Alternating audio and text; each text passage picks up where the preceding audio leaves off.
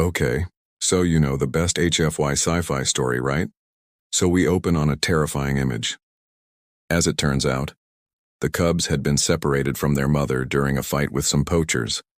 I don't know, maybe. But the real question is, what happens next? Here's the best HFY sci-fi story I've ever heard. Imagine this. How does a creature designed to kill choose to trust? Not just any human, but a scientist who's dedicated her life to understanding their kind. But it gets better. What do you think? Leave it in the comments. What if the deadliest predator in the galaxy had a change of heart? This is the best HFY sci-fi story ever told. The year is 2247, and humanity has just discovered a way to communicate with the galaxy's most feared predator, the Wendigo. As the search party closes in, the cubs are found curled up fast asleep on the chest of a fragile human scientist. This is a slow burn with lots of world building and lore. Before we dive in, if stories of unexpected courage and humanity's surprising role among the stars fascinate you, hit that like button, subscribe, and share this video with fellow sci-fi fans. Trust me, you don't want to miss where this story goes. The alert came like a knife across the silence of the space station. Commander Vexhi, towering and armored in her natural exoskeleton, froze as the report reached her. Her cubs, her twin offspring, her bloodline, were missing.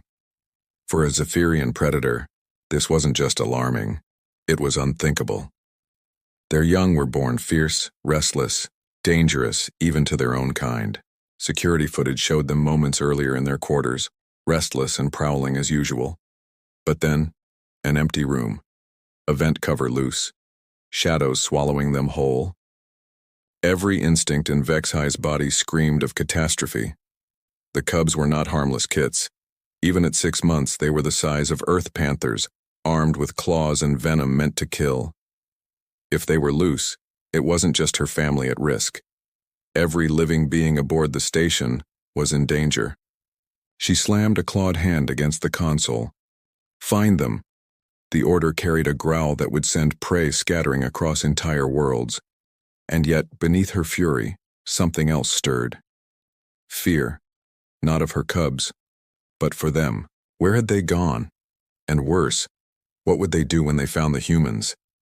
Security Chief Martinez leaned over the console, his graying hair catching the glow of the monitors. His fingers danced across the controls, pulling up camera feeds one after another.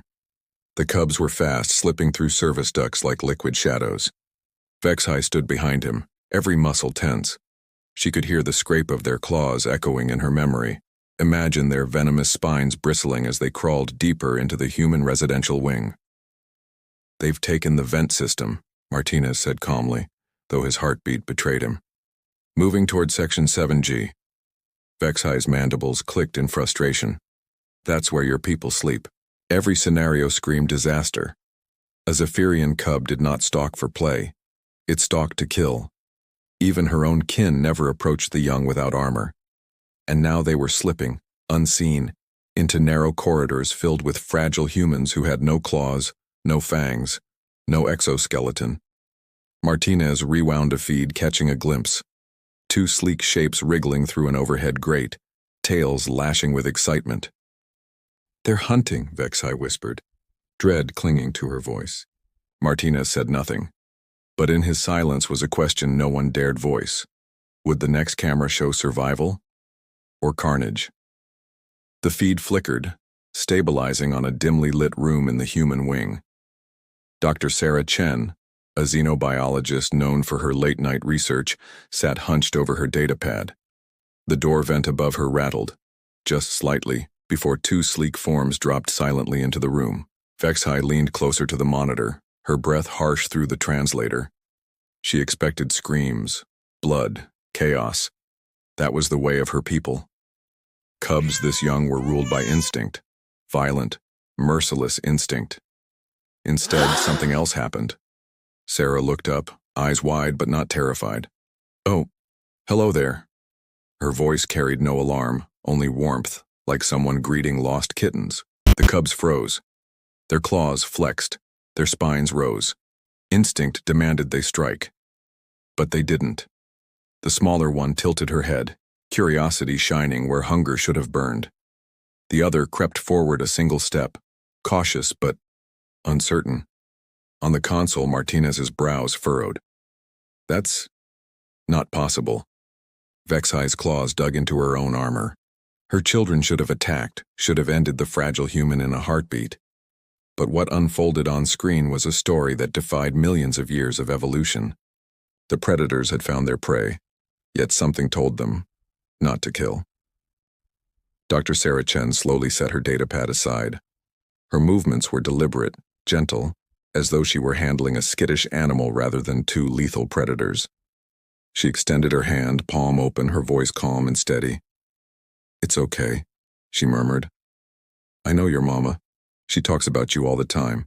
The words were simple, but the tone, so soft, so utterly without fear, filled the room with something alien to the cubs.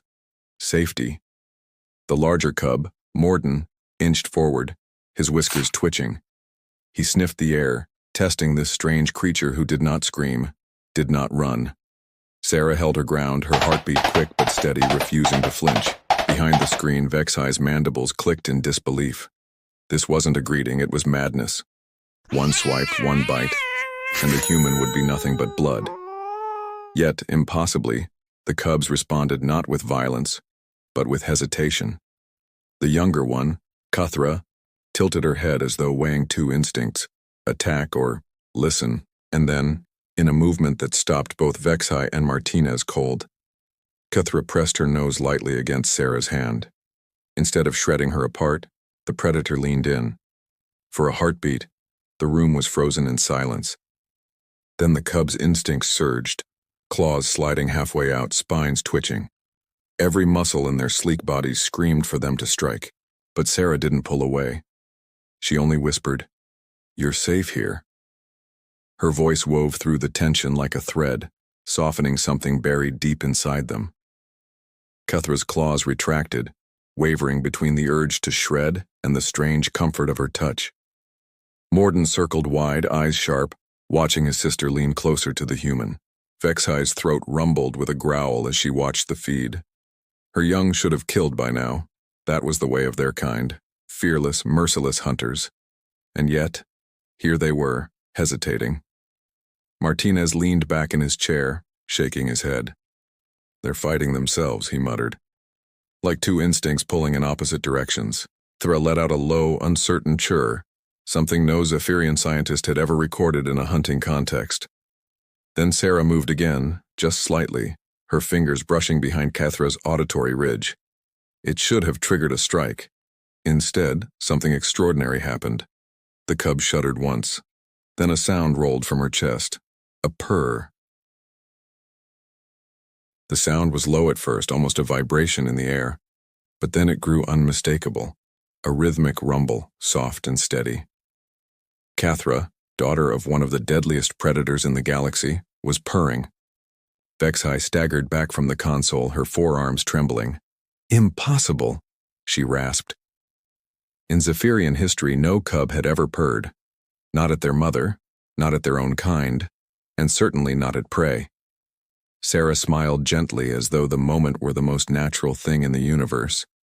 She stroked the cub's ridge again and the purring deepened, vibrating through the room like a lullaby. Morden hesitated, his spines twitching with confusion.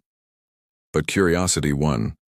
Slowly, almost reluctantly, he padded forward and pressed himself against Sarah's lap. Her hand moved to him too, scratching, soothing, steady. And there, beneath the unblinking eye of the security feed, the second cub gave in. His claws retracted, his venom sacs stilled, and he too began to purr. Martinez exhaled a breath he hadn't realized he'd been holding. "Well," he murmured, "that's one for the history books." For the first time, predators bred to kill had chosen trust. The feed rolled on, and what unfolded next would be debated in xenobiology circles for centuries. Sarah eased back into her sofa, one hand still stroking Morden's ridges as the cub sprawled heavily across her lap, like an oversized earth cat. Cuthra climbed higher, curling against her side, resting that massive, fanged head on Sarah's shoulder, as though it were the safest place in the galaxy. Within minutes, both cubs were fast asleep. Their claws tucked away, their venomous spines lowered, their breathing slow and steady. Every defensive weapon evolution had given them lay dormant, abandoned in a gesture of total trust. Sarah herself drifted too, eyelids growing heavy. Her datapad slid from her fingers to the floor, forgotten.